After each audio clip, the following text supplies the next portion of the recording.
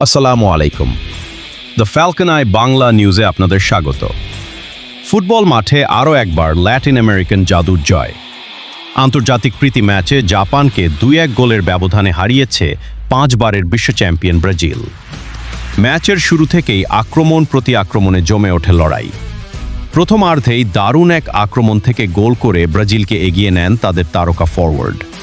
তবে দমে যায়নি ব্লু সামুরাই খ্যাত জাপানও। দ্বিতীয়ার্ধের শুরুতেই খোলস ছেড়ে বেরিয়ে এসে সমতায় ফেরে এশিয়ান পরাশক্তিরা। 1-1 গোলে সমতা আসার পর ম্যাচের উত্তেজনার রূপ নেয় চরমে। তবে শেষ রক্ষা হয়নি জাপানের।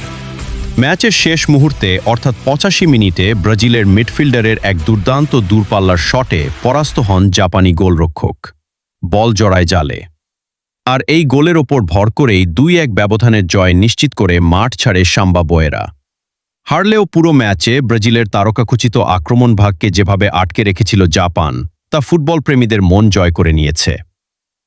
ফুটবল বিশ্বকাপের আপডেট পেতে আমাদের সঙ্গেই থাকুন, চ্যানেলটি সাবস্ক্রাইব করুন।